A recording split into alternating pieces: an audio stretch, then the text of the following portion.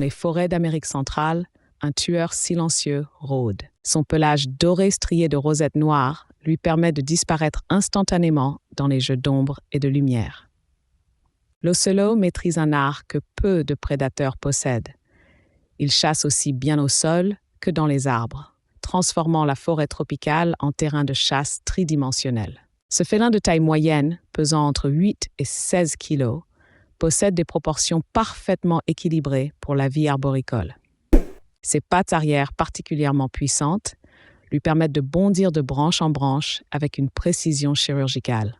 Ses griffes rétractiles fonctionnent comme des crampons naturels, lui offrant une adhérence parfaite sur l'écorce humide. L'ocelot règne principalement dans les forêts tropicales humides du Costa Rica, du Panama et de l'Amazonie brésilienne. Ces régions lui offrent la densité de végétation et la diversité de proies nécessaires à sa survie. À l'inverse, on le trouve rarement dans les zones arides du nord du Mexique ou les plaines ouvertes d'Argentine. La raison est simple.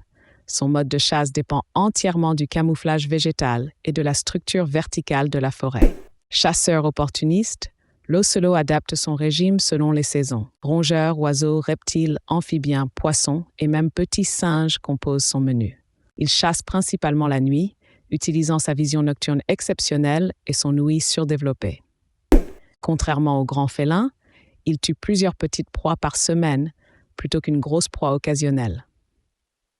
La reproduction révèle un comportement fascinant.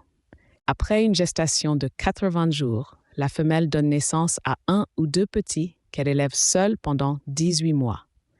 Les mâles territoriaux marquent leur domaine par des griffures sur les arbres et des jets d'urine. Les jeunes apprennent l'art complexe de la chasse arboricole par imitation, développant progressivement cette coordination exceptionnelle. Dans l'écosystème, l'ocelot joue le rôle crucial de régulateur des populations de rongeurs et de petits mammifères.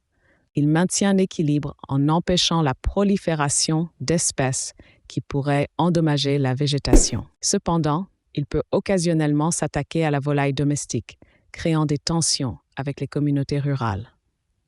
Évolutivement, l'ocelot descend des premiers félins américains arrivés d'Asie il y a 8 millions d'années.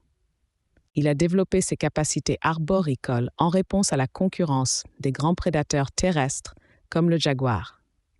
Cette spécialisation lui a permis d'exploiter une niche écologique unique. Aujourd'hui, l'ocelot fait face à une pression croissante. La déforestation réduit son habitat de 2% par an. Bien que non menacées d'extinction immédiate, ces populations déclinent dans plusieurs régions.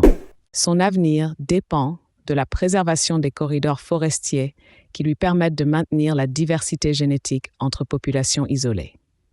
L'ocelot nous rappelle que la nature produit des chefs-d'œuvre d'adaptation. Dans un monde où nous cherchons l'équilibre entre développement et conservation, ce félin arboricole incarne la beauté fragile des écosystèmes tropicaux.